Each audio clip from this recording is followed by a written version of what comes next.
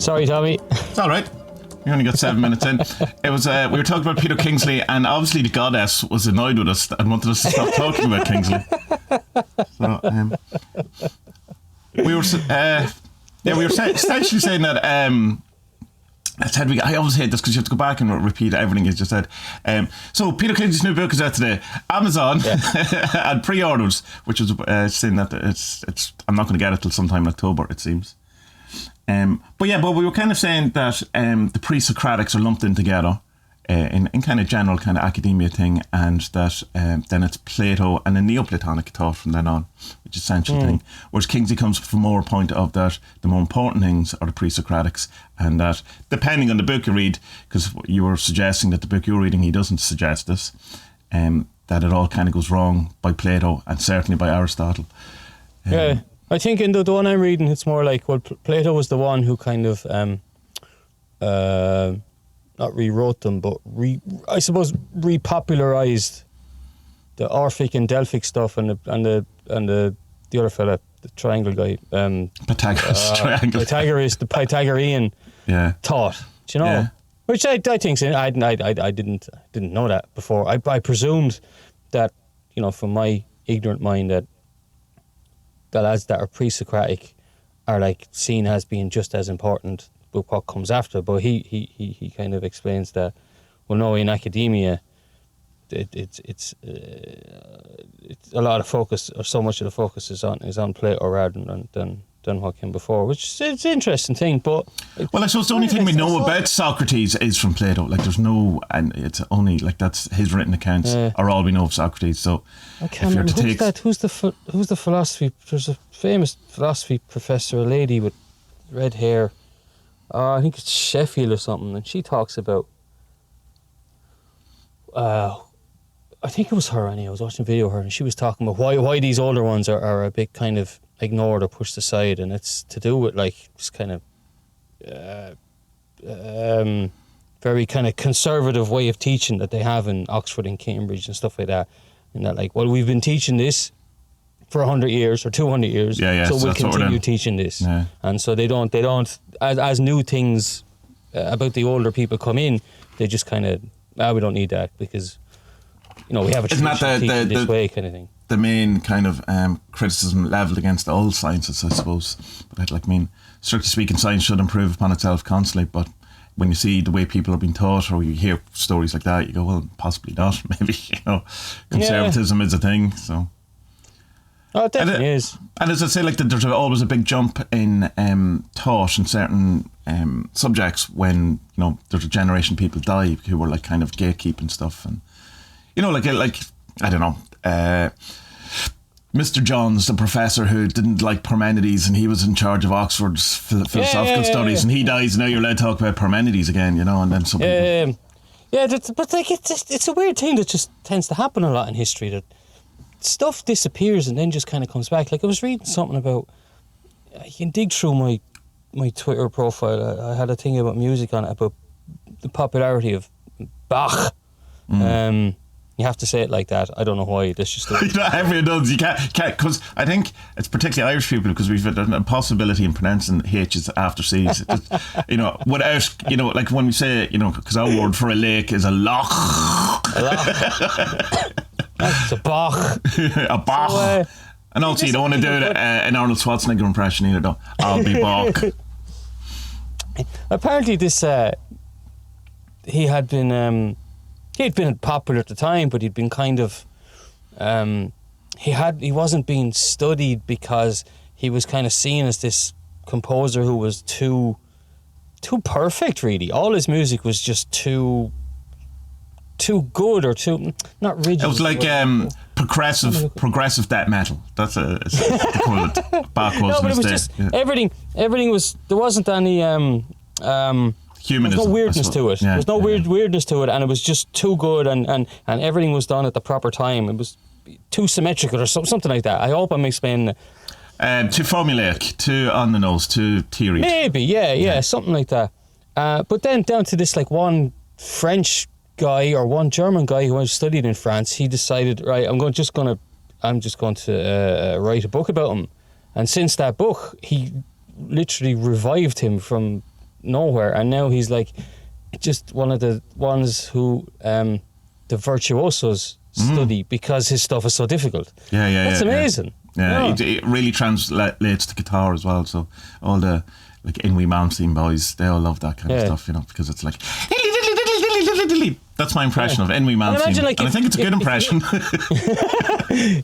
If your man hadn't brought that back, like we wouldn't have that. You know, the Dracula music. Oh yeah. You know, that was him, and like, yeah, it's weird. Think about like, all the composers what we don't know of because of things like that, where they were amazing. Just you're never going to hear of, or artists, or books, or. You should look at to bring it back to the Woo. Look at the Nag Hammadi books that decided to stay in a cave for a couple of 100 years, and then returned. And like how all of that would have been lost. Absolutely, Jesus, the Dick Child would have been gone to the annals of history. Just gone. I'd like to put it's like while it's great to discover that, you go, well, what else have we lost? You know, I don't really understand though, man. How the discovery of those things. Well, I think the Nag Hammadi is a bit different. That's more kind of older Torah stuff. There's a bit of Christianity in there, but it's not that much.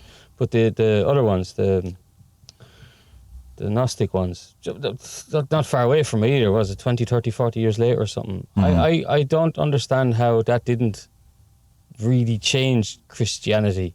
But then again, because it's slow turning. Yeah, but it's also because they'll just say, "Oh, it's a heresy. We've already discounted them. It's so like they're not relevant to the." That's the kind of answer to it. Is that no? We have this, the books that are in the Bible are the real ones. All of these are just people making stuff up.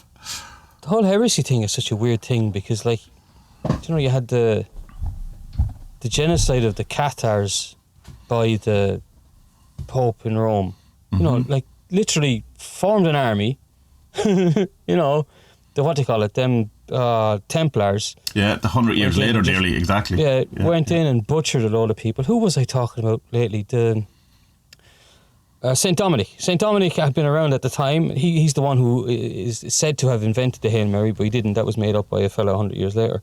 But he same guy who wrote the back book, no? I wrote about this in my Mary and Omegas article, and it's so he was around at the time of the Cathars, and he was trying to convert them to Roman Christianity. You know, now he didn't. He had nothing to do with the kind of Inquisition and the killings and all. But then the next one or two popes later, this all happened. But like the Cathars' kind of idea of religion was a bit like kind of Manichaeism, or a bit like the Gnostic stuff, and being like, well, there's good and evil in the world, so let's be good because evil is bad. But like it's always going to be here, but let's try and work against it, you know. So there was that genocide of it, and then like a couple of 100 years later, a French saint, well, she was sanitized. What's that word? Sainted. Beatified. Sainted. Jesus, Spud, what the fuck is wrong with you? Became a saint. After her death. But she had been preaching this kind of good versus evil. This is Joan of Arc you're on about, is it? No, it's before that time, right? And then, so she's put to death, and her writings had been really, really popular. She's put to death. Largely, I think, because she's a woman. And then, like, 20 years later, Meister Eckhart comes along and preaches exactly the same thing, and he's like seen as like, oh, he's the top dog mystic of all time. Like, it's bizarre, really bizarre. Well, white man privilege. Come on. well, yeah, I mean, but the Cathars were all white dudes. Yeah, but it's the same. It's like it's the Cathars. Then it's the Templars all got wiped out, apart from the ones that went to Scotland, and then and then 100 years later, he started the burning times, the witch thing. So there was like a definite kind of a bad couple of years or bad couple of centuries for anyone who didn't agree with the predominantly male Christian white man. You know, if you were female or believed in any sort of indulgence, or God forbid you had your own money and had a bit of power, you know, possibly, might be worshipping a god that. Of course, Even Eckhart, he had to defend himself and stuff. Oh, he had to, he basically had to shut up at certain points, just like, I'm going to die here. Then he'd come back. Yeah, but then he'd come back and it's like a begrudging, the way that the Roman, the Vatican begrudgingly kind of gives the mystics some praise or something like that. It's like, oh well, okay, we can't really deny him. He did. Jesus, like it's this gatekeeping thing that you were saying earlier. That like they don't want. Well, they seem to don't want people to actually have access to be able to talk to God. They need this middleman of the who learns their sins. Or also that they don't really believe in what they say they believe. That they don't actually believe that miracles exist or that mystics exist or saints or any of these things. That seems more like, certainly now they don't believe in demon possession, apart from very, very small sect of that group of extras that turn up in documentaries that are sanctioned by the church, or they don't believe in miracles. They don't believe in. There's an exorcist in every diocese in the world, at least one. I know that. But are they active, or is it just a title given to them? Like, are they actual? I know they as far as I know, they'd be active and they get called out to stuff. It's kept on the lowdown. Oh yeah, like I've asked the uncle, like, who is the local one? He says, I can't tell you. Right. No, for obvious reasons, because if I get possessed and then I go kill him or something. Well, there's that, yeah. I thought more. Because I just go and annoy him and ask him questions all day. yeah, well, I could do that too, I suppose. Yeah. No, but it's an interesting one, because the whole thing of exorcisms is mad. I know someone who done one here, but I don't think I'll mention it. Legally, I think you can get in trouble over them as well, so there's that. All right. Yeah. Well, I'd have to ask him if I could talk about it, but he told me one time it's really interesting, and not in a demons or anything like that, but kind of for a mental health thing. Oh, right, okay. Yeah, maybe try and get him on a Libre Spud or something if you do it. That'd be an interesting. No, he wouldn't. There's no chance. No, the man who did it. No, I'm just talking about the dad connected to it. No, he didn't do it. He's not the priest, right? All right. I think that stuff's mad interesting, because it's like what fucking Carl Jung said about, like, all these all the demons have been replaced by mental illnesses. I think that's what he said. Yeah, complexes. Seems he's right. yeah. But you see, I suppose there is a kind of it's throwing the baby out with the bath, whatever that expression is, in that an awful lot of things that we're seen as possession by demons turned out to be, epileptic fits, or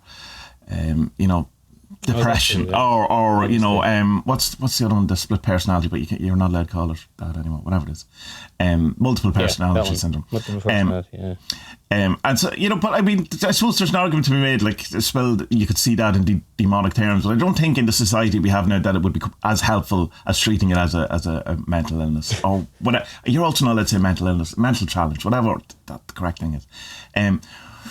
But, like, so some of the things you see of like, and you hear, and does sound like an actual, a demon inside, but it's like, I don't know. I can understand why you could kind of just go blanket, nope, that's all rubbish, and it's given us a bad name to look like we're indulging this kind of stuff. Yeah. I don't know, like, just something popped into my head there. It's like if you're having like a bad relationship with like a mother-in-law or something, like, be handy just to go to your local shaman and say, look, fucking Paimon's in the mother-in-law. What was the Buddha's woman? Myra? Not Myra. Mara. Mara. I'm living here with Mara, man, and she's driving me nuts. There's nothing they can do, like. Yeah. And then he takes the ayahuasca and he's like, Spud, man, chill. It's all right. Yeah, she's not long left. Here, what do you think of this? Can you see that? Oh, very cool. Now, is that right? Is that a man or a woman? Oh, sorry, podcast listeners, we had to do this on this is a video thing now, so I'm showing Tommie a ceramic head. I don't know. It has an androgynous feel to it. I'll not assume anyone's gender. So what do you think? I thought, those the African tribe that wear the red tunics and we're definitely getting an African vibe. I thought it was her. I thought it was one of them. She has the long neck and the bald head, and they all shave their heads, the ladies, most of them. And I thought it was her. But no, last night... 1 second. This is going to be great for people who are on the... Oh, yeah. I found that I didn't find it, but it was found in the field behind the house here, buried. Really? Yeah. Well, that's and the guy took it home and then says, "I want that out of the house." And I goes, "I'll have it." It moves on the shelf. It spins. Cool. It turns around. Anyway, your thing, not my thing. I just because you were saying the African. That is what immediately what came to mind was that kind of. Yeah. That's what I think when I see her too. And I was told last night, by Aga, that's a man. I was like, that's impossible. How is that a man? And so what is it then? What is it? Is it something you made, or is it something you bought? No, it's something she bought. Just a thing for the mantelpiece. I don't. No idea. Just looks cool, and it's like. It's definitely cursed. Surely I'm allowed to assume the gender of a fucking figurine. I don't know. It's times we're in, man.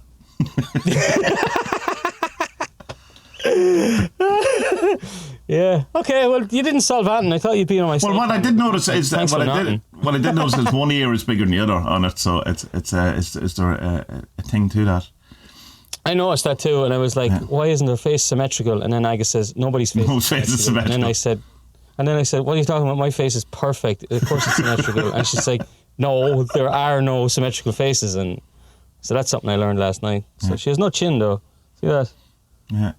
Her lips would suggest female. But I also have big lips. Imagine them kissing you. Mwah. That'd be a nice one. No, even though it's a grey, well, we should describe for podcast, it's a grey, stony, it's clay anyway. Ceramic-y, stony thing, clay. There's definitely, I would say there's an African feel to the look to it. I don't know, are we allowed to say that? I don't know what you're allowed to say anymore. I give up. I think it's a sexy Hutu lady. I think they're called Hutus. I think it's a sexy Hutu lady. A sexy lady from Hooters. Is that what you're saying? No. I don't know what I'm saying. He's the Hutu tribe. They drink the blood of the cattle when they cut the throats, doing rituals and stuff. Really interesting tribe. Fucking watched, I don't know, fucking far too many documentaries about them. Fascinating people, so they're absolutely fascinating. I was listening to Richard Smoley's new book, The Truth About Magic. And I got about halfway through it. It's good. Well, is it good? I like Richard Smoley. I know not an awful lot about him other than, I know you've listened to a fair bit of him. Yeah, I listened to the Forbidden, whatever that one, Forbidden Christianity, Forbidden Religion, that one, that talk you had. It's like for a man who knows so much, he seems to know very little about magic, or in the sense of that he's very much talks about it in all the kind of cliched ways that you would expect a book from the 1950s, trying to persuade or dissuade children from getting involved in witchcraft. It's like, it's like kind of, so just think, if you do magic, then, you might get what you want, but something bad is definitely going to happen. And you go like, that's no, and it's like this kind of thing. You ask for 80 grand and your uncle's going to die and leave you 80 grand. And it's like, how powerful do you think you are, Richard Smoley, that you can kill your uncle? You know what I mean? Like, really? Yeah. And he talks about this. He says he really wanted a new car, and he wanted it by the 1st of January, and by the third week of December, his old car broke down, and he seen that he had to get a new car. It ended up being not the one he wanted, and he blamed magic on that. I was going, right, okay, maybe, but I think if you've decided that there's going to be some sort of sacrifice or some sort of bad thing to getting something you want, then it's going to come along. Yeah. That feels really Christian to me as well. That if you're going to get punished for being happy. Like how dare you, man. There's only kind of. I was trying to think. Was there any kind of circumstances where something happened that I did magic and something bad, came out of it rather than? And I can't really think. The only kind of close ones that have ever come to this that I back in the day, when I was a big proponent of emergency magic because my life was falling apart, I would do magic to get, like money to pay the mortgage, to pay bills, or whatever. Yeah, the standard kind of stuff. And then instead of that, what would happen is guitar lessons would cancel, or a bill would come in. So it was literally the exact opposite of what would happen. It'd end up with less money. But that's not really the blowback in the way people are talking about blowback in that if no one died. No one died or nothing bad happened. Like, it's not that my car broke down and I got the insurance policy and it was nothing disappeared. Well, to get the money, because I didn't get the money. Well, ultimately I did, or else I wouldn't be here because I wouldn't have paid the mortgage or whatever. So I suppose I did.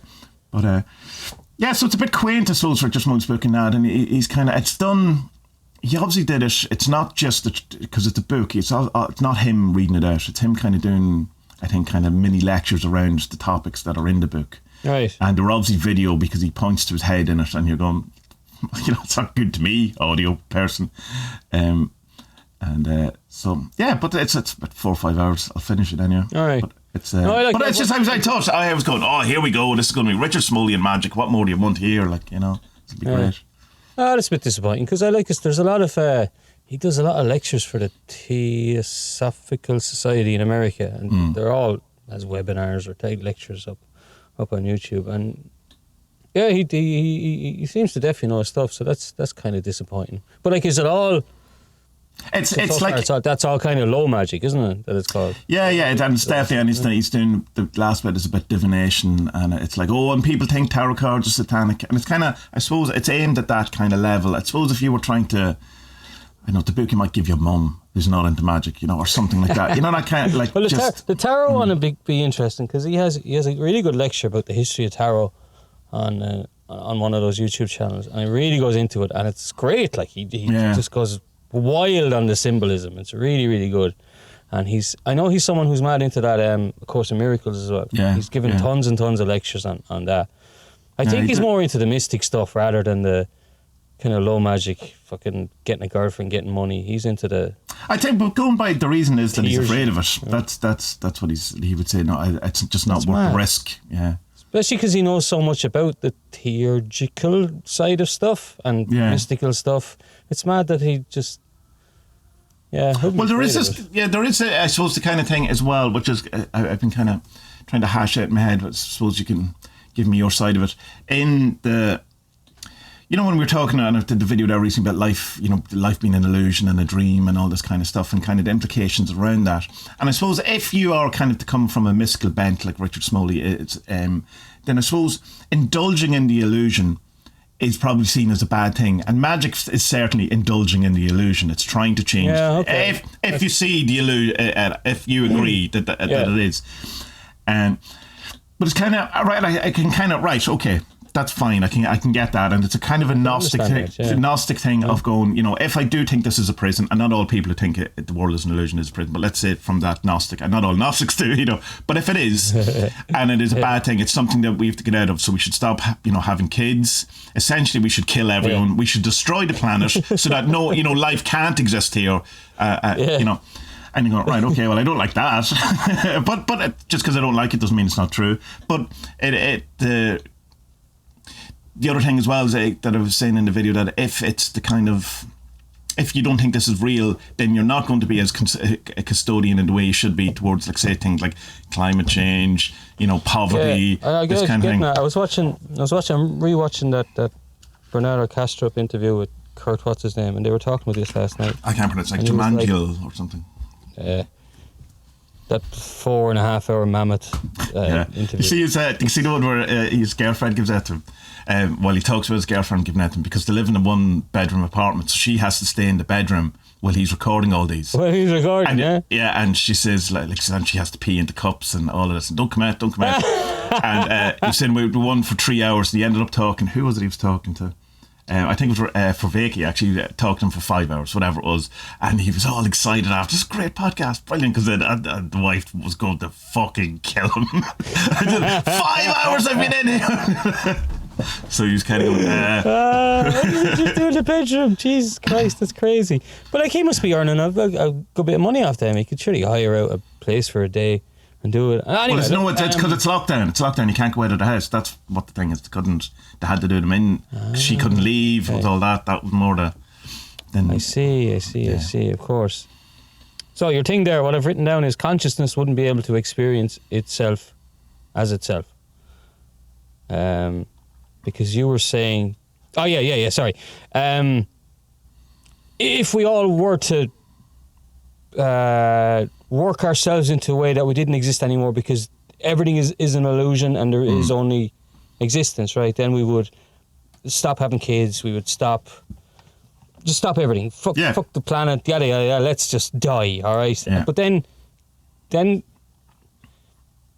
thing that is at the root of everything, which is consciousness or being, then it wouldn't. Or awareness, be whoever you want to take. Exactly. Whatever you want to call it, God consciousness, Jesus consciousness, whatever the fuck you want to call it, this would have nothing to do then. This wouldn't. This has nowhere to go. Yeah. So that just can't be it. But what I suppose that what was it doing before this then? Oh, right. And what is it going to do after this? And I'm aware that time doesn't exist, but I mean, you understand the question. Like, I mean, was there a point when this didn't exist? There was something came up on the Discord as well about this, about conditionals, right? Now I see the conditional. The only conditional really is time and space. It's the same thing, all right? We're trapped in that. That's how we experience everything, right? Through time and space.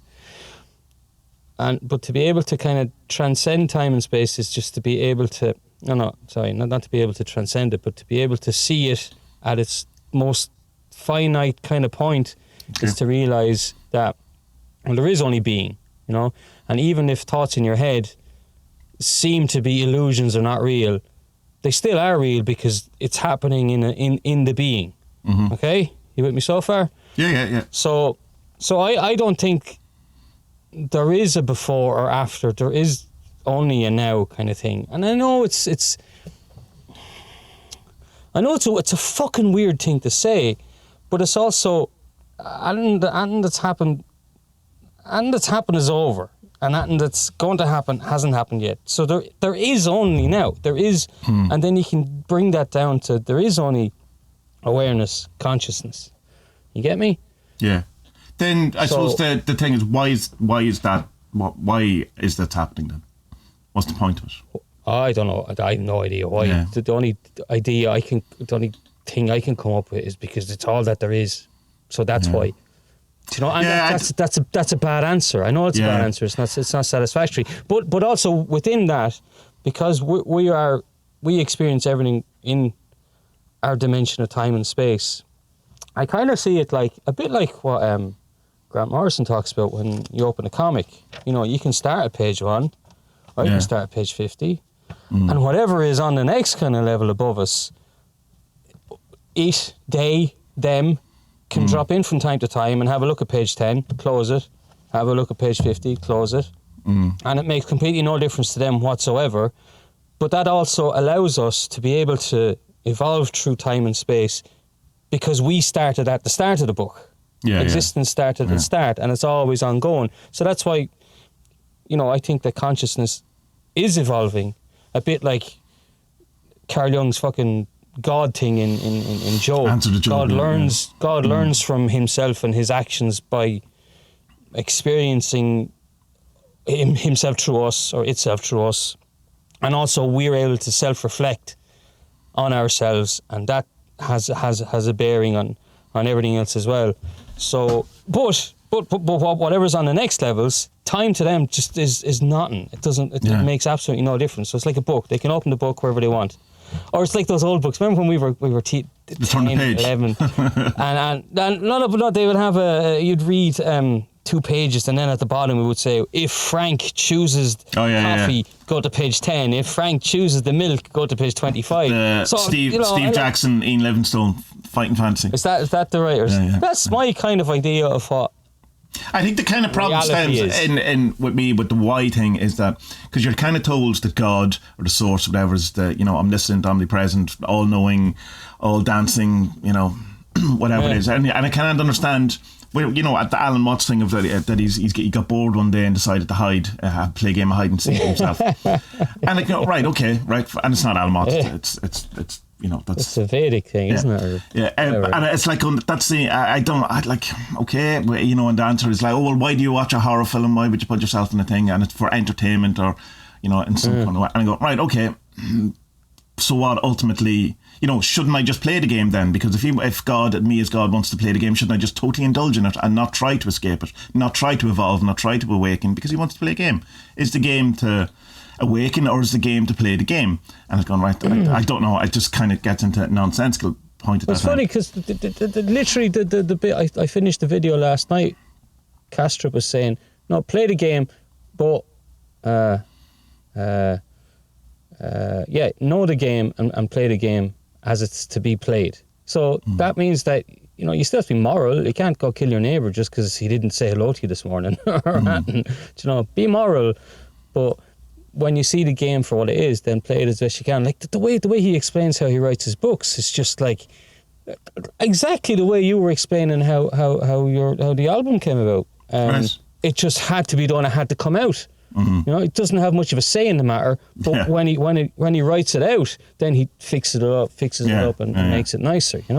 That's all the Blake and all the good Mystic writers had it that way as well. They just vomit out the words. But Blake actually said he's seen it though. Like that's so weird. Like he physically seen it. Like, I understand. But then there's kind of a feeling of, because I know in the microcosm sense of thing, I know when I'm playing a game around people and I'm playing the sense of, right, this is the relationship that this person has, this is the type of person they see themselves, this is the rules of this interaction. I can't impinge on them without starting an argument. I have to indulge them in their fantasies of the person they are. Like say family, whatever, friends, for years. Like, they're playing this thing and I go, right, okay, I play the game, but it's totally fake. And I feel fake, and the whole thing feels fake. And then if you put that in the macrocosm thing of saying, well, just play the game, play things, but why? It's fucking fake. So the way I would see stuff like that now, and I'm only after realising this not very long ago, is that I try and I was saying to you last week or the week before, but trying to see everything through new eyes, or trying to see everything as a new experience, so that when I'm just about to give out to the lads for leaving Lego everywhere and I'm walking, I'm just stepping on it, or whatever, just say, no, hold on now, pretend these aren't my kids for a second, then how would I treat them? Do you know? And then it's much kinder, Yeah, it's kind of, but I was kind of thinking about that in a sense, and it's different when it's kids. So I'll say, I'm talking more about an adult situation, people who... Yeah. It's in the sense... Are you being generous to yourself in that? Are you being kind to yourself? And I don't think you are. I think because you're giving away yourself in order to allow an indulgence of someone else to have, you're lessening yourself in order for someone to express themselves the way they want. Well, okay. Well, then put it another way. Then why not play? Let's say, for example, it's, I don't know, me and my sister. I don't have one. It's so hard to do this without actually bringing up real world examples, isn't it? Yeah, of course. Yeah. So like me and my sister, right? So we've had an argument the last time we were talking, whatever. And so you go in to meet her and you're like, oh God, this is going to be hell. But instead say, no, you know what? Actually, she has an idea of the best Spud and the worst Spud. Okay, I'm going to play up to the best one today. Yeah. Just see how it goes. Do you know? I always come back to that sad guru thing of just putting on the hat that fits at the time, and I think it really works, man. I think it does, but I think you're diminishing yourself in doing it. I think you're not being fair to yourself. I think you're allowing you're deliberately making yourself subordinate to other people, which is fine if you're okay with that. Depends on the situation. Yeah. I think it really, really depends on the situation, and if that person would normally have, say, like a parent, like my dad's coming soon, and I know I'll fit into the role of being the funny joker and having a laugh with him and being treated like a teenager, because he'll always treat me like a teenager. But it's okay. I'll fall into it. Yeah. I'm okay with that. Do you know? Now, what about a situation where you're not okay with it? Exactly. Well, then what do you do? Then you just say, right, I'm going to play the best role I can here, but not in a subordinate way. Like, you still have to have your boundaries and your stuff, and you know this as well as I do. Learning to say no to people is a fucking hard thing to do, but once you start being able to do it, you're able to do it more, and you grow more confident in with because, like, let's say like a parent, you didn't have barriers, so when you get to 14, 15, you start putting them up, and it's hard, and there's so much pushback. And then in your 20s, 30s, there's even more, because it's like, well, look, I'm an adult now. You can't really talk to me like that. And you're putting up more of these things. And, like, there's so many bad relationships between, especially Irish mothers and their sons, because they're so fucking overbearing. You know what I mean? This is a it's normal stereotype in Ireland. And, you know, Irish mammies are loved, but they're also fucking overwhelming, and they take over like weddings and stuff like that. You know, it can be really insidious, and I know that's kind of straw man and things taking it to an extreme. But I think if you say to yourself, right, who's the best Spud here in this situation, and it's not for them, for me. Well, you see, I suppose, let me see if I do, because I do that, and I do, but what I find is that what I'm doing is I'm always the one doing it, diminishing myself, and it's allowing other people. No, you know, it's like teaching people how to treat you. Get you. And I totally get you. You know, I know it's like. Well, I understand. It's like, obviously, Jesus turned the other cheek, and I mean, right, grand. But also, you know, the Old Testament says an eye for an eye, motherfucker. You know, that's an exact quote from the Old Testament. I wouldn't always put it as turning the other cheek, though, because then like straight away then you're setting yourself up for some kind of victim thing or whatever, you know. And like, no, you can say like, no, I can be above all this. Okay, look, I can diminish myself for 10 minutes, but I'm still above all this, and I'm just doing it because it's just easier or whatever. But or you can take the proper moral high ground and just stick to your guns, and like if that person's upset, well, they get upset, but you know. Yeah, but it's also the point. It still does. It's like it seems damned if you do, damned if you don't. Either way, it doesn't seem to change anything. Yeah. Kinda, yeah. Kinda are damned if you then. Do you mean there isn't an answer to life? Hold on. There isn't one rule that fits everything. Hold on. Spud, you're fired. Yeah, it's one that's kind of, it's one I'm kind of, I don't know, I'm certainly not struggling with it, but I'm trying to understand and have a bit more. Oh yeah, look, I'm the same. I mean, it's what's it called in reality transurfing? It's that terrible name, renting yourself out or something like that. What is it? It's yeah, but it's also the ego death thing that's in what we're into. Yeah. It's also that, you know, it's trying to remove your baggage from every kind of personal relationship that you're in. And do you know what? If the person you're relating with has baggage and they're bringing it every time, it's not on you, and it's not even on you to fix. But it's not on you to fix. But my thing was, it's not on you to have to suffer to it, you know. No, it's not. No, Jesus, I agree with you. There's no point in being I'm definitely not saying you. Yeah. But it's that kind of thing of that. Like, you can indulge the behaviour because it's easier in the moment, and you know you can just rent yourself out or whatever, and all that. Yeah. But ultimately, it's not necessarily, but it certainly can turn into abusive behaviour and allowing yourself, and as you say, the victim stuff and all that.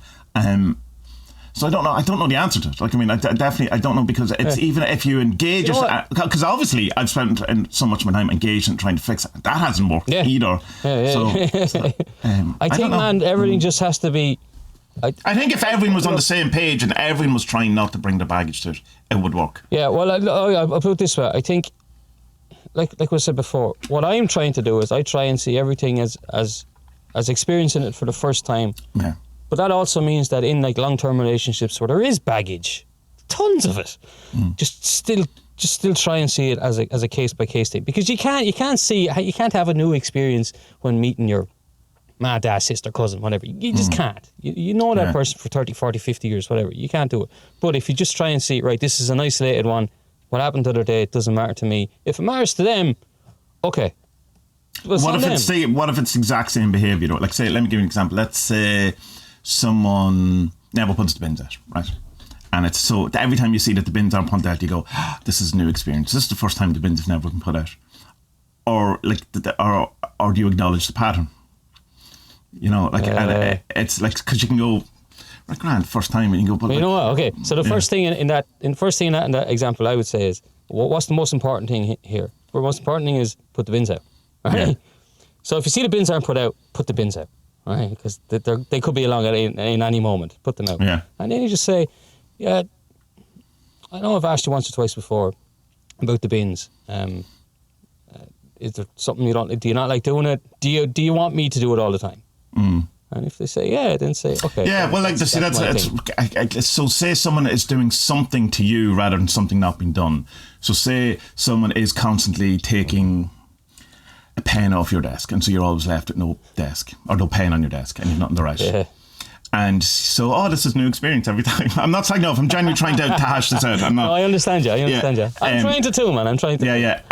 It's like, so you go, stop taking the fucking pen off my desk every time. Or you go, I've you know. And the worst thing I find about things like that is when you then go, when you explain, when you take the pen off my desk, it makes me feel blah, blah, blah, blah, blah, blah. And then the next time to do it, you go, not only have you taken the pen off my desk, you also know what it means, so it's worse. You know, so it's like,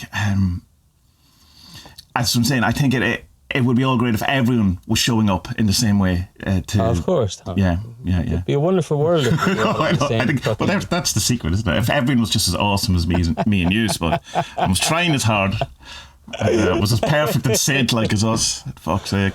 Yeah, exactly. You know. And one more thing, if okay. I think that's kind of, we'll only go around in circles if we continue that one. But one more thing about the illusion thing that I kind of want your opinion on. When it comes to, say, stuff like creativity and art and music and beauty for beauty's sake and all that, rather than, you know, so if it's, well, depending on what we're going to say with the illusionary stuff is, if we're here to learn, say, to evolve in some way, I don't know, or if we're here to realise that we've made a terrible mistake by coming here and that we have to return to God, which is like, that's essentially like the Course in Miracles or an awful lot of that kind of thing, you know, that we've, you know, to a sense, Magia in a sense as well, that we've made a false conclusion towards God and turned away, and that you know, we have to unbind, to go back, all that kind of stuff.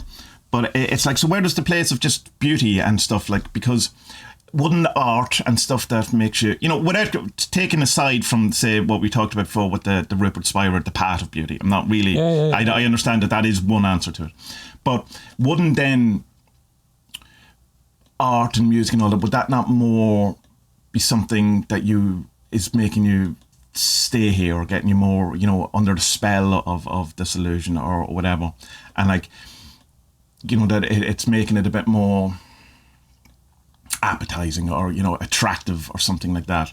And in a sense, I suppose, isn't that why the Gnostics says that you know, you shouldn't have dancing, you shouldn't have art, you shouldn't have this, because it's why Plato didn't want art in the Republic as well, wasn't it? Yeah, well, the Republic's very, I wouldn't like to live there, but I'm not sure anyone. Yeah, no, that sounded like a terrible place. Yeah. So it's just kind of, then I can't kind of, because I understand that the thing is that what you're seeing in that is actually God, and it's bringing you back. But say stuff that's angry or anti, you know, like say Korn is definitely, you know, music or something like that, or Nine Inch Nails, where it's, you know, it's like, it's beautiful in a very different way, you know, and I, you know, I'm not sure Rupert Spira could follow the path of beauty through, you know, Pretty Hate Machine back to God. Possibly could, I'm sure.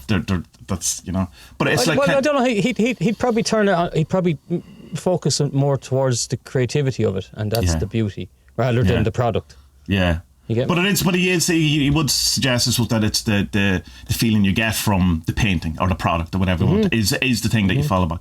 But it's just, so I understand there is an answer, and there's a good answer, but it kind of makes me feel that because of the way creativity seems to want to express through me, say, that it feels like it's trying to expand and evolve and become something greater rather than point out the illusionary of the place. And I suppose the kind of awakenings. I'm with you, man. I don't think this place is an illusion. Actually, and kind of the awakenings I've had. It's not an illusion, because has made me feel more real than more dreamlike in the sense that it's So it's just like it's. I don't know. That's not the general consensus. No. Yeah. I'm not on that page that this that this is an illusion. I'm not. I think we don't. How to explain it? Like, there's certain birds. Peregrine might be one. Might be. You look it up. Who can see infrared light? You know. Mm-hmm. So it's how they follow like footsteps and stuff like that. Like they'll know from the fucking heat left behind the rabbits. It's amazing, you know. No, that's not in our reality. We don't see the world in infrared. There's like, think of the millions of colours that we don't see or know. Even the Greeks didn't have blue. That's mad. Whatever, 4,000, 3,000 years ago. And have a word for orange is also new to Western people because it was seen as a part of red. It's fucking bizarre, isn't it? Like there was this colour, but it didn't have a name, and it's like, wow, what the fuck? No, but like, no, I don't go for that thing that the world is an illusion. Because we experience it through being, so that's our telescope. All right, that's the only way we can see it. Now, I'm not for a second saying that there aren't tons of other things going on that we just can't perceive. I also think that happens. It's like, even like, I only learned there a couple of weeks ago that when you see a rainbow, okay, everything you see is in your eye, obviously, because that's where you send in your brain. To your brain. Okay, that's fine, nerd. That is illusionary. Yeah, all that stuff. So it's illusion, that sense. But a rainbow, when you see a rainbow, it's never occurring in the field. It's never there. It's in your eye. It's only in your eye. Yeah. So everyone that sees the same rainbow you're looking at, you can be in the car with the kids. There's 4 of you, and you say, "There's a rainbow." Yeah. You all see it. Yeah. It's all only happening in your eye. That blows my mind. Yeah, that's brilliant. But it's like fascinating. Or even the fact that colours only exist in human minds because it's reflections of light. And plus, how many animals don't see colour? Like dogs they see some colours, not as much. Horses the same, some not as much, because they don't need to. They can eat pretty much anything, so they don't need to differentiate it.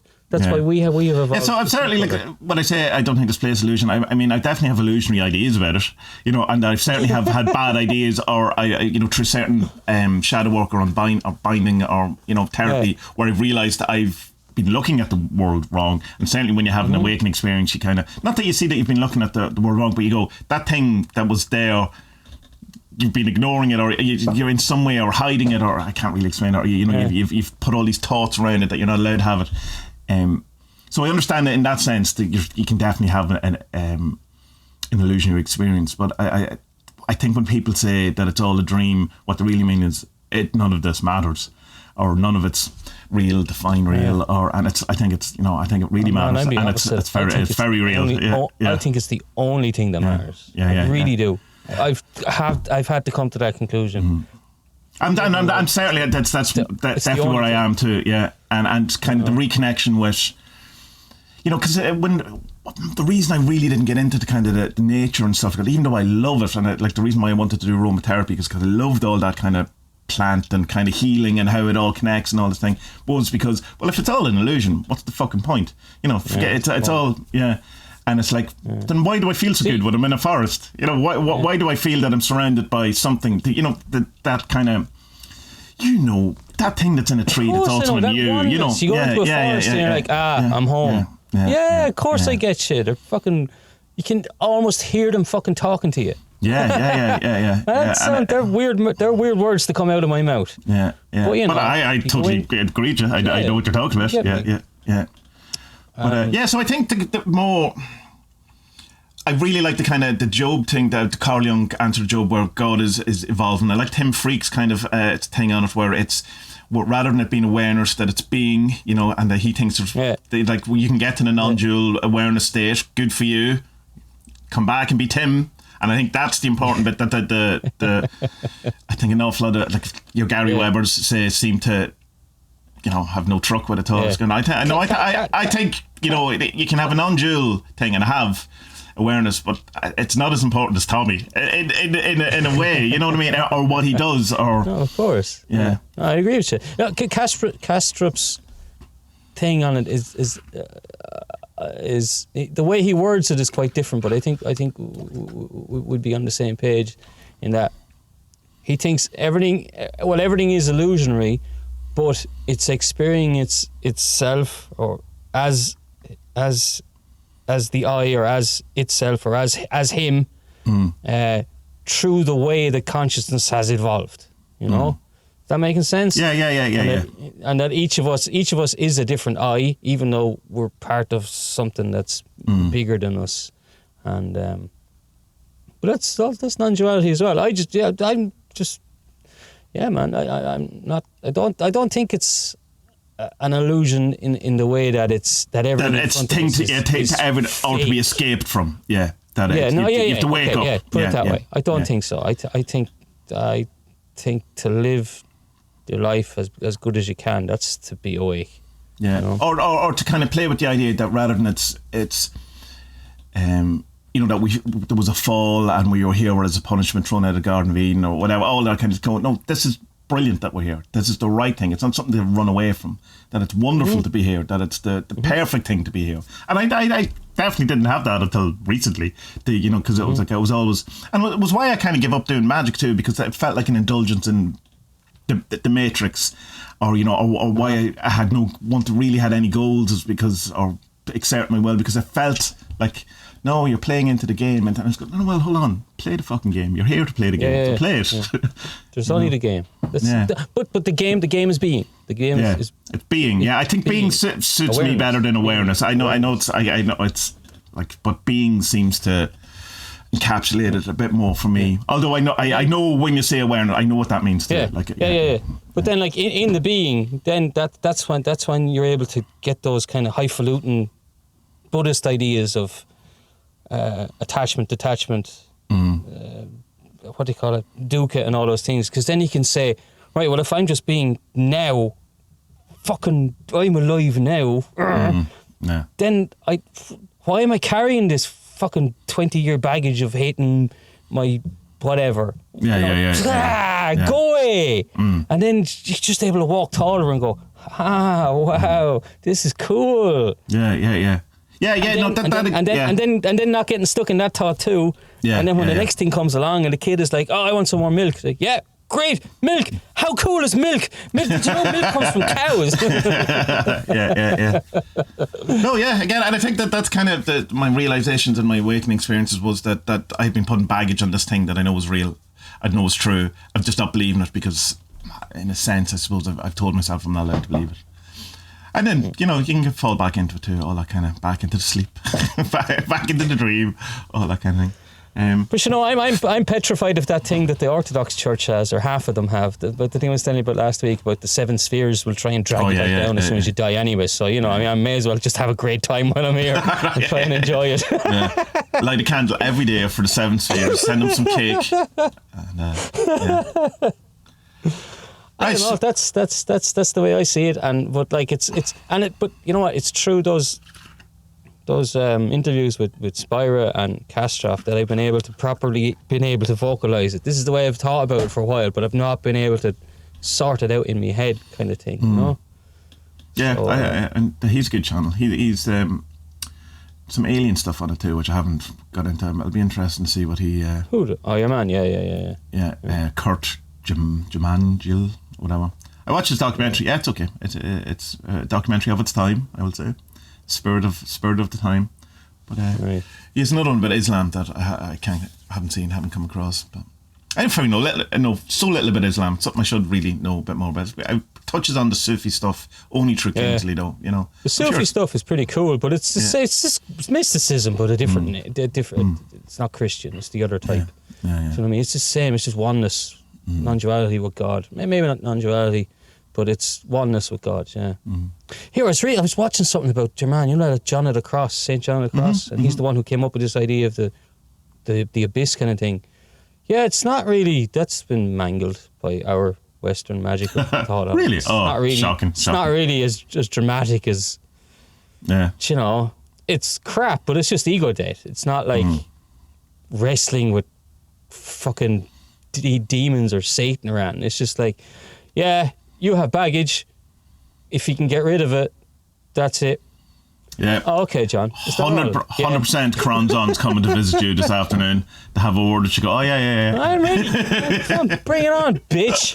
Fucking dickhead. Cronzon, dickhead. Yeah, what dickhead? There, I said it. I said it. He's a dickhead. Not afraid of you anymore. We talk about this documentary? Yeah, let's talk about the documentary. Okay. So the documentary we're going to talk about is Kumaré. It's from 2011. Without giving away too much, there's going to be lots of spoilers here. Yeah. I would suggest it's one of those ones that you should go and watch before you listen to us. Possibly not necessarily, not in the same way that the previous one about the magician. What was that called? That was brilliant. Oh, with the card trick thing. So it's you know, it's spoilerish, but I mean, he's very open from the beginning what is kind of plan. From the beginning of the film, he spoils it himself. Like, he tells you what's going to happen, but like by the end of it, you're still a bit like, So he is an American Indian in the sense of he's from India, not that he's Native American, and the family, when they came over, really enforced Indian culture on him so that he wouldn't lose his his culture, his background, or whatever. And so he went through an awful lot of ceremonies and chanting and all this. And obviously he did an awful lot of yoga because he's really, really good at yoga. He can do all those. He's amazing at yoga, isn't he? Yeah. So he finds that unfulfilling and he doesn't know what to do with it, but he kind of feels a bit kind of cynical towards it in the sense that he doesn't feel that you should give your power away to other people in the way that seems to be happening an awful lot in the kind of guru-student relationship in spirituality, New Age, blah, blah, blah, blah. So he decides that he is going to become a guru, a fake guru, to see what happens, but also very quickly he has a moralistic kind of feel around this that he goes, no, if I'm going to do this, I'm not going to fuck people up, and I'm going to come to the point of that the whole thing is you don't need a guru and the power is within you, all that kind of stuff. So he sets off. He had this kind of religious itch a lot because he said he studied religion, got like his degree or whatever in it, which is mad for someone who like says he had turned away from it. He was still interested in it enough to go off and study it. I thought that was mad. Like, you don't meet many atheists to go to college. Yeah, but I think he's kind of it's that he's looking for it. But he's not finding it. The thing, like, he certainly he feels there's something, but he's not getting it in any of these things. So I can understand that. You can be atheistic in your views only because you haven't found. Everything that you've kind of come across just feels like nonsense to you, but there's still a silent knowing within you that's pushing you towards. So maybe, I can't speak for the man, obviously, but he does come across as like, at the beginning where he's going like, this is all fucking bullshit, But still, he treats, I was going to say he treats everyone with respect. That's also not true, because he doesn't. But he does it in a jokey way, and the people he really does kind of poke fun at probably deserve it in one way, that are the kind of more insidious guru type people. Yeah, there's that horrible guy with the dirty, horrible dreadlocks, the old white guy who's like, oh, I should be able to have sex with an enlightened teenager or whatever. Isn't she gorgeous? Isn't she? What the fuck, man? Yeah. Although, he could have said 2 hours of wonderful stuff that got edited. I got that impression about halfway watching through this as well. I was like, I wonder how much of this ended up on the floor, like, with what the editing's done. Because, like, I was saying to you, was it before we started or maybe during the false start? Like, there's a moment early on where a choice has been made, like, do we do this Borat style or do we try and do this straight? Yeah. Because I don't remember what the scene was, but there was something someone said, and it's very funny. But you can see them you can see that the clockwork is moving in their heads, and they're going, "Shit, we could do this like a Borat. Like, we could definitely do a Borat here." Yeah. But thankfully they didn't, because it would have. No, I think that I would suggest that the original thing was that they were probably going to do a more Borat thing, a bit more jokey. Yeah, I think they were too. He kind of went, "Oh no, hold on, this is fucking with people, and there's a bigger point here." Yeah. But I think there is a specific thing in it as well where, maybe it'll just become obvious to the viewer. Yeah, they could have gone that route here. Maybe they're showing it. Maybe the penis and the balls on the head. That thing is. That is not interesting. That's also Aleister Crowley's signature. So I mean, like that's the exact Aleister Crowley sense. That would totally make sense. It's. I think why he starts being convincing though is that it's like in that I don't think anyone could have just done that. He has the look, he grows the beard, he can do a really good impersonation of his auntie, which is, the exact Indian guru voice. He can really do the yoga, even though the yoga he comes up with is a bit silly and a bit, but when you see him doing the other poses, Yeah. So he knows the background, he knows the thing, he's as convincing as you could possibly be, but it's amazing how quick people want to be convinced by him too, which is... You can see as well that the idea changed as well, because I think very early on in it, he said he wanted to do a documentary about investigating gurus, but like it quickly doesn't... Like they go off to an event and they start kind of talking to gurus and doing these interviews where they... Like the guy I said about who wanted to have sex with young girls or young women, and... they were interviewing him in a kind of Borat-y way, and that he does in that, like, especially that latest one where he went to America. Yeah, the acting dumb, I'm the dumb foreigner kind of thing. Yeah, and so it's just, to give them enough rope to kind of hang themselves. That's what I'm trying to say. But then he decides, no, I'm going to become the guru, and say the jargon that they say, and then see what happens. All while, but still having this saying from the very beginning, I am a fake, I'm not real, you are the guru yourself, you are you don't need me, I'm playing a role, I'm an actor, constantly the whole time. These are his teachings, like it's fucking obvious if you have but then he has things like the blue light stuff, which is that you visualize this blue light and you're looking into people, and people are having experiences. There's one Tish, I think is her name, who completely transformed her own teaching around this, and she very much wasn't happy by the end of it. No, she wasn't happy. No, and understandably too, because she felt she was getting part of a lineage and all this kind of stuff. But he does say to her, though, as he's transferring the lineage, goes, what happens if it turns out that I am not who I say I am, that I am none of this thing? Do you not have this anymore? And she kind of goes, no, I would. And then he goes, right, well, what? I'm not real, but here's the thing anyway. But when it came to it, she obviously did think it was real. But you can start seeing, he starts, there is definitely a change in it where he's becoming more, where he's going, well, hold on, I'm starting to feel like I am my best self, that if I had to write out who I would be on my best day and all this, that it's getting closer and closer to Kumaré than the person I was. And not in the sense of the I suppose the the illusion of it, but there's no doubt I seem to be helping people and I'm listening to people. He's not letting them. Jim, what's his name, drinking the Kool-Aid around, like he doesn't start believing his own bullshit. No.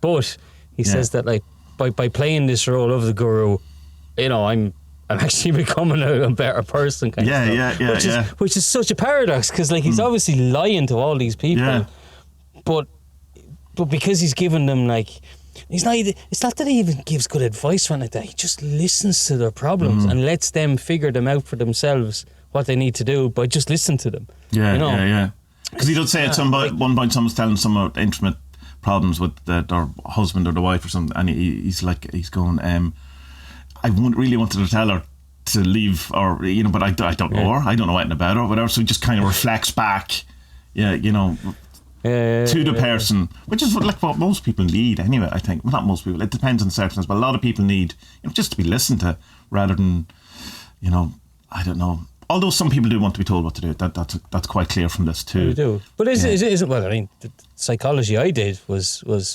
very much like, right, I'm going to let you talk until you see the problem yourself. Maybe she just knew that that's the best way. My therapist got sick of doing it, because at one point he goes, right, I'm writing this down, and then writing down, and then he points out how is that true and that true when they're both the opposite of each other, and you went, right. But unless he did that, I'm not seeing it. Like he had to, because it's an illusion, Spud. Everything's an illusion. Well, okay. But so it comes. It gets through, and I'm probably skipping through this a bit too much. But there's a first kind of day. Nick, right. Okay. Explain where he gets the people from. So like he has these two assistants, and that's equally important to the disillusion to setting up. I don't think it works quite as well without them, like that, because they also do voices. So So he has these two girls, and they're kind of secretaries or assistants or whatever, and they know the teaching like really, really well or whatever, and they land in, or they decide to set up shop, I don't remember, Colorado or somewhere, and they just start going around to yoga centers and fitness centers and saying, this is Kumaré, he's in America for so long, can he give lessons here? And just slowly by slowly building up. It just shows you how easy it is to make a cult. Yeah. Just start hanging out. Very quickly gets a core group of people of 20, 25 people. Like, whatever. It doesn't take him. It doesn't take him very long, and it's quite a diverse mix of people. It's not like, you think of a yoga center, you think of stay-at-home mums with an extra hour during the day, but trying to or the opposite, like super fit, yoga people too. Yeah. But like shit, one of the first people he meets was like a death row lawyer. That was bad. It's crazy. Yeah. The actual person who does that last phone call to the governor. Yeah, don't kill this man. You can see she's just trudging around her life with just the weight of the world on her shoulders because she has to deal with hell every day. But she's obviously looking for any bit of help she can find anywhere. It's that job must be devastating. My heart went out to her. Then there was another chap who looked really, really wealthy in his big house with his wife. Oh yeah. Just seemed like this really normal white guy, American with a bit of money, and he was like, until 2 years ago I was crack addict. Riding all the women, and his wife's going, yes, that was quite hard. and so he's obviously looking for some kind of help as well, but then there's the kleptomaniac guy who's really hilarious. Oh, that was so funny. He just goes to shopping centres and eats food. Come here. When Aggie was a teenager in school, she used to have one of those jobs where she'd give out the samples in and she was like, the freaks you meet are unbelievable. She told me that years ago. That put me off going to those people ever since then. I've never been able to take food off on them because they're like, you have enough worries on your plate. Than me going, I'm staying out of your life. Than me eating your little bit of cheese and not buying your product because I don't care. Is there any more cheese? Whatever it is. I've eaten enough cheese. Who else? There's a few. There's like one hot girl who throws herself at him. Oh yeah. Like she's gagging for it, and he's like, "Oh, this is hard. How do I not fuck this girl?" And it's written all over his face, like. And then there's another girl, and there's a big list of characters. There's another late woman whose like family have all kind of moved away, and she's lonely as hell. You feel awful sorry for her. But like what me and Tommie were saying, like he just sits down with these people and just lets them talk and lets them listen and kind of doesn't give them advice and listens without judging them, and it just fucking works. Like, it just goes to show like people just want to be heard. Yeah. There's a great bit where he goes to some kind of, he's going around the yoga studios, but he goes to some guy's home. It seems to be some sort of somewhat self-styled guru or whatever, but he's setting up the, giving him the blue light. But he opens his altar when when his eyes open, and the altar is Barack Obama, Kumaré, and Osama bin Laden. And it's kind of, you have to go with the dark and the light and whatever. And incidentally, it reminded me of from the Ram Dass documentary that we talked about previously. He has Barack Obama on his altar, Ram Dass, which I thought was interesting. Yeah. But so I get like the part of me that when you go, well, here's Barack Obama, Osama bin Laden, and your guru in the middle, and you can kind of go, that's ridiculous, but also that's definitely something a guru would have to, you must balance the good and the bad, but your man kind of opens his eyes and goes, and then, right, yeah, right, I get it. They do there's that ridiculous scene where he does is it like sound therapy or something like that? Oh yeah. I've done sound therapy before, and I have to say I really, really like it. But is it anything like that? No, it's like when I did it. It's a guy has a load of instruments, and you do a meditation, and there's the vibration, but and then he comes around and does stuff around you. But there's none of that high pitched it's all like vibration what, like Tibetan bells and all this kind of and like real kind of stuff that vibrate but have that really low kind of you can feel it all. That brilliant, really, really good.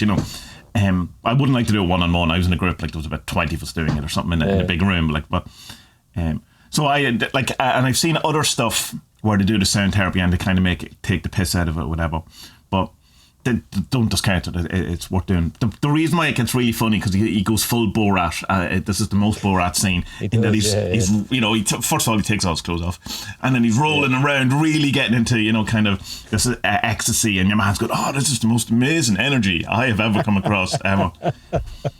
Yeah. he goes off and meets some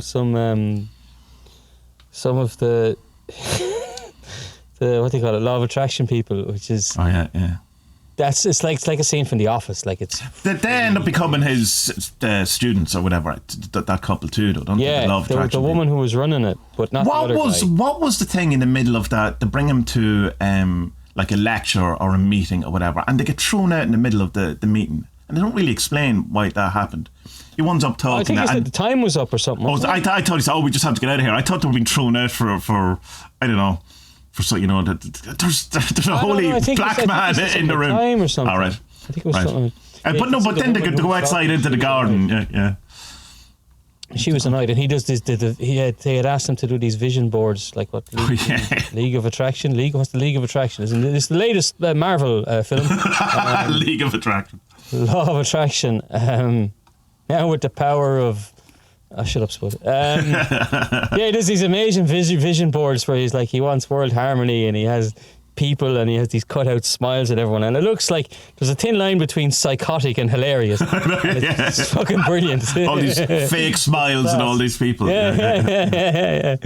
But I think the point he's trying, because everyone's coming on, here's my car and here's my money, whatever, and he was going like, here's happiness, here's joy, here's people getting on, and there was, and you could kind of go, yeah, but where's your car, man? Yeah. But that's the big thing with the law of attraction, though, isn't it? It is about cars and money. It's not about happiness and joy. It is. Yeah.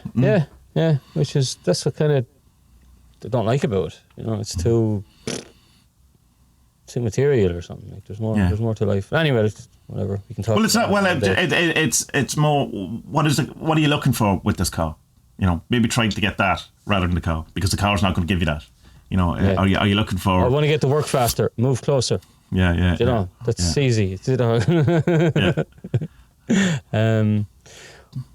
end of it then is just kind of he has to come clean. And there's kind of a false start ending though, where he has the day of revealing, and he's going to reveal at the poolside or whatever. It doesn't.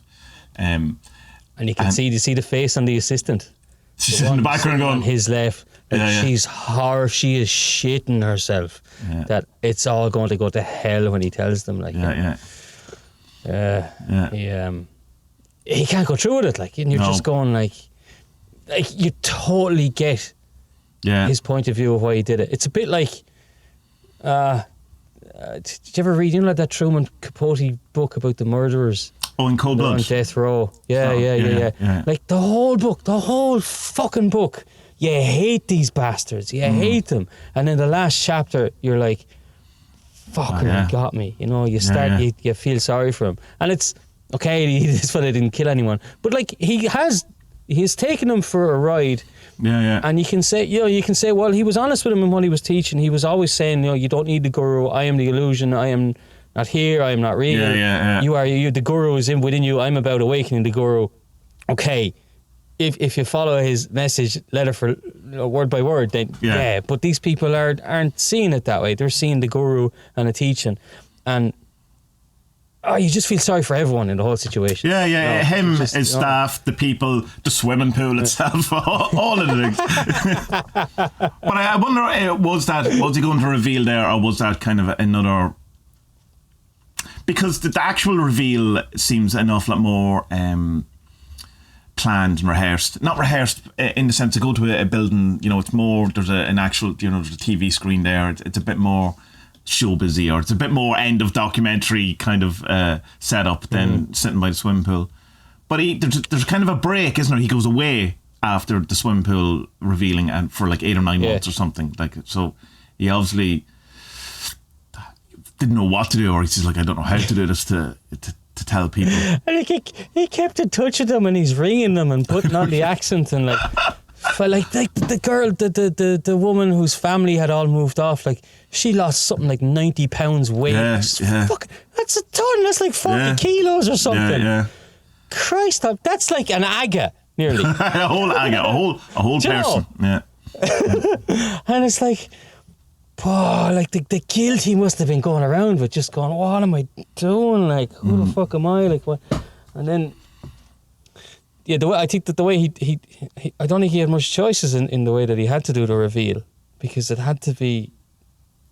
yeah, I think the way he done it was kind of the best way he could do it and still be able to save some face. But like, he was so... Like, I know if I'd been sitting in the audience, I'd have done what that yoga woman had done, and I just get up and left. Fuck yous, fuck all yous, you know.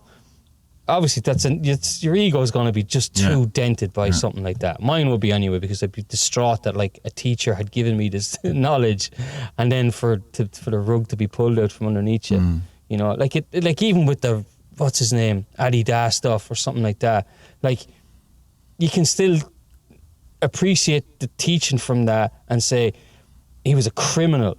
He was a criminal, but the teaching is right, okay? But the teaching is right. But with this guy, like, this is just lies. This is just out and out lies, you know? But for some reason, and I don't really know why, for some reason, most of the crowd reacted to they start clapping. We forgive you. Yeah, they're clapping. Like, we forgive you. You know, because they saw the teaching as, like you awakened the guru in us all, you know? Yeah. Yeah, but there was the guy, the cocaine guy, who had all the sex with all the women, and his wife wasn't it. He says, it says in the kind of credits at the end, goes that while he understands, he doesn't agree with the method. He didn't, he didn't think that was fair.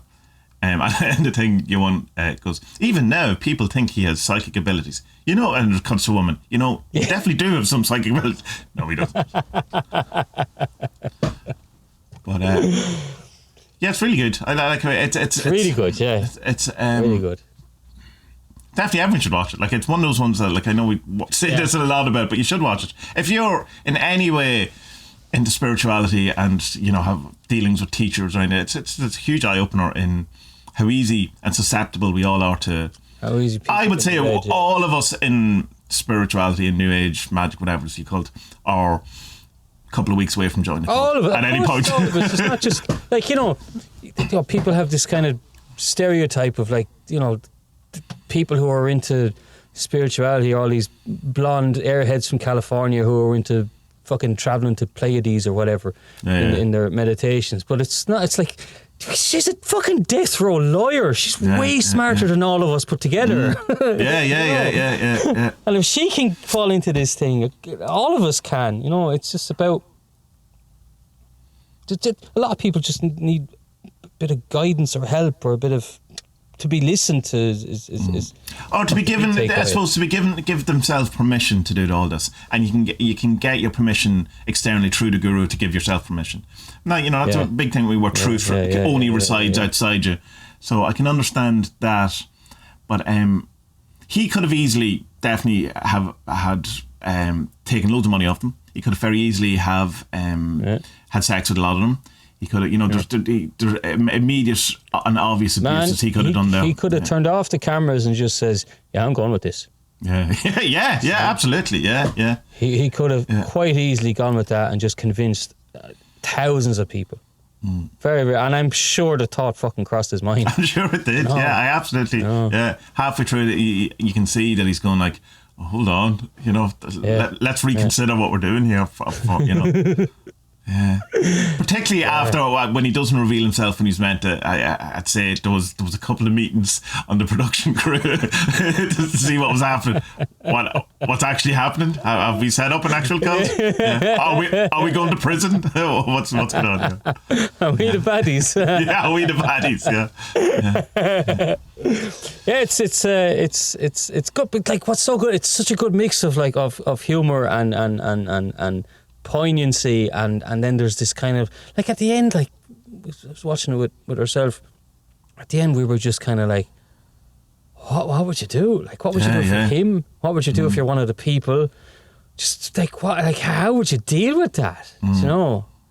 And then of course, there's all. I don't know how I'd react. But there's also the whole thing of like, this is a documentary, so how much is true? And how much? How much didn't make it into the documentary that was just too weird or too horrible to put in? Like, there's the end reveal thing. There's people in the audience who weren't in the documentary. Yeah, for sure. Yeah. You know, were they friends of the people who were there? No, there was definitely people sitting in the thing who were like sitting on their own kind of thing, or sitting with. There was I think there was two groups of two people, so 4 people, who weren't sitting with other people, and it's just like, yeah, they were. What's going on there? Like, who are they? Imagine this was your first meeting that you turned up to. Oh, I hear this feels good. I go, and he just reveals, and you go, what is this? I don't know, but I'm in. Here it is. Yeah, here's grand. Yeah. Oh, what is this? I love it. Yeah. Can you fast track me to guru-ness? No, it's cool. It's a good documentary, and I don't think we spoiled it too much because it's. I mean, it's from the outset. It's you know what's going to happen. Yeah. You know. It's good. Yeah. So as I was saying off air, he has a new TV show. I think it's Becoming the Guru or something. I can't really remember, but I don't know what it's on. It's on IMDb because when I was trying to get some information about Kumaré, I seen it, but I can't find it anywhere. So, and I think it came out in August. But if anyone does know it or has it, maybe send it my way. Hook us up. Yeah. I've nothing else to say. It's great. No, it's good. Yeah. If anyone has any recommendation for documentaries, please let us know. I'd like to get into some really a really good ghosty one or a UFO one or an alien or some sort of because we've been doing an awful lot of kind of a spirituality awakening type ones. Stuff. Yeah. So a really good kind of, I don't know, fairy one or I don't know, some sort of South American UFO incident or something that's really awesome. That'd be great. So if even if it's a couple of years old, whatever, we're good for it. But but there doesn't seem to be much though, because I try my best to keep an eye on all the stuff that's coming out, and it's there was a UFO TV show that came out last year, but terrible reviews. So I suppose the last kind of thing I like Skinwalker Ranch, but it's entertainment purely. So it's not really. It's not really a proper documentary like the Black Friday kind of thing or anything like that. So you can see Discovery Channel.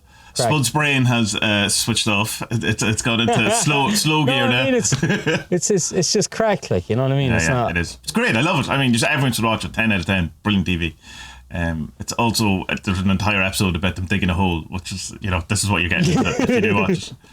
And finding nothing. I'll have right. So that's it then. I suppose we leave it till that, and watch out. Your HGA stuff, but we'll have to come back to that. Plenty of time. Plenty of time. We're here every week. We're here every week. Yeah. Right. So. Bye.